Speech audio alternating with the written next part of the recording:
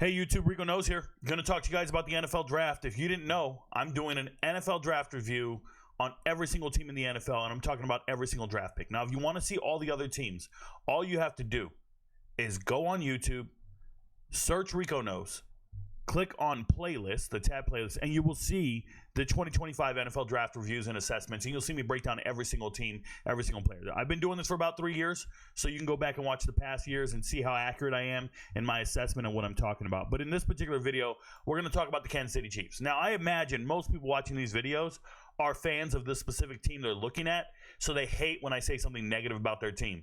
Well, strap in, because this one's about to be extremely negative. I didn't like the Chiefs draft. I thought it was terrible. Straight up terrible, okay? But I understand when you're drafting 32nd in most rounds, it's hard to get a comparable player to what everybody else got. So you just have to draft better, and that didn't happen here.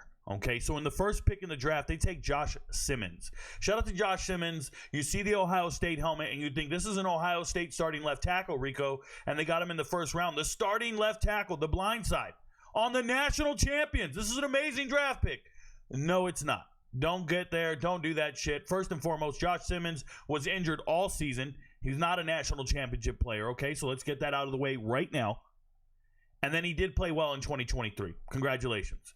But when I assessed Josh Simmons, it was when he was coming out of the transfer portal.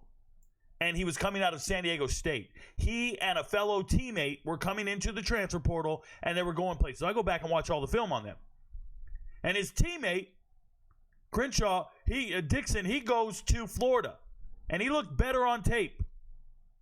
This guy goes up to Ohio State, gets all the accolades and all the claim to fame, but he wasn't that great. He was the starting right tackle at San Diego State. Moved to left tackle at Ohio. So this is a San Diego State tackle. It's a group of 5 tackle. I don't think it's a slam dunk draft pick at all. I actually thought it was, I didn't think it was that good. And he's going to get a chance to start. That's why you draft in the first round. You draft starters. So he's going to get a chance to start, and everybody's going to tell me I'm wrong, but I'm not. Just because you're starting doesn't mean you're great. Teams draft wrong all the time. Go look at the first round of 2020, 2019, 2017, 2018, and just go through the first round and just find how many misses there are. It'll be like half the whole fucking class. 32. I don't like the pick. I give it an F. Real talk. An F. Next pick, Omarr Norman-Lott. Couldn't draft this guy in a million years. This is a non-draftable football player. I put that non-draftable grade on him, and when I did my pre-draft podcast, I just told you search YouTube, go there. Search YouTube, click on the live tab. Go watch the live tab and go watch the Defensive Tackles podcast. When we're talking about defensive tackles, he comes up and I tell you this is an undraftable player. I watched him punch a player on the field. He got ejected against Florida. And as you watch this guy's tape, you realize he's a rotational guy at best. He's played less than 1,000 snaps in his life. There was nothing impact about him at Arizona State. Gets to Tennessee. All of a sudden, now we got to hear how great he is because he's in the SEC. This is an Arizona State kid. Sometimes you got to check the origin of these players. But as you watch the tape, this man has no discipline, no respect for rules, can't even control himself. He gets a penalty every 38 snaps. You heard me right. Every 38 plays, he gets a penalty. It's a terrible draft pick.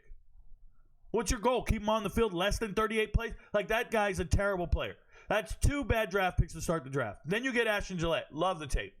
Ashton Gillette, complete stud, great pass rusher. Not the most athletic guy in the world, but good enough for me. I'm watching Louisville get pressure on quarterbacks without blitzing because that man right there is a beast.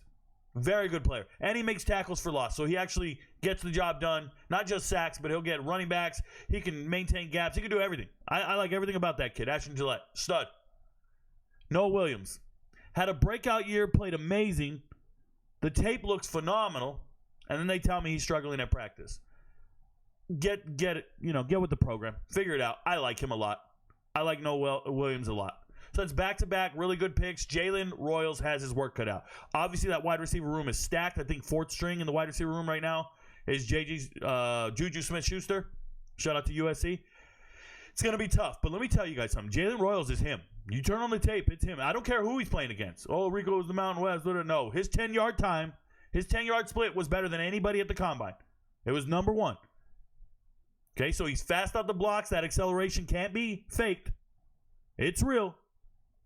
And then if you turn on the tape, the body control, the hands, the yak, fucking great. Jalen Royals, not a lot of reps.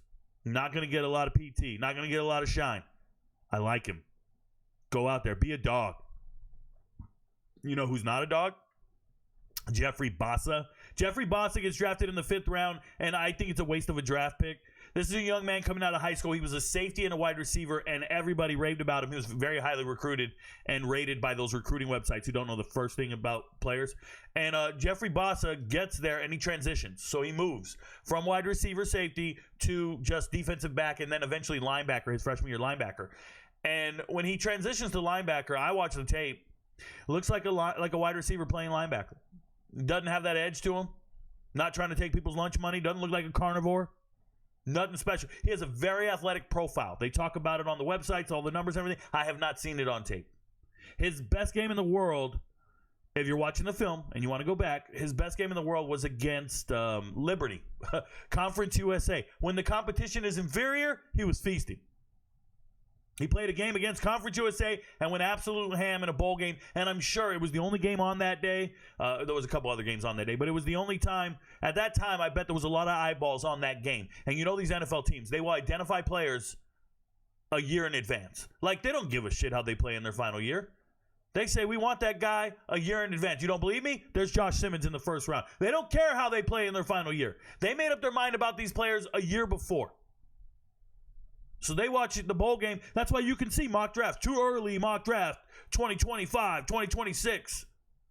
And they're like, Nussmeier is going to be the number 1 pick overall to the Jets. That's what Bleacher Report did. You know why?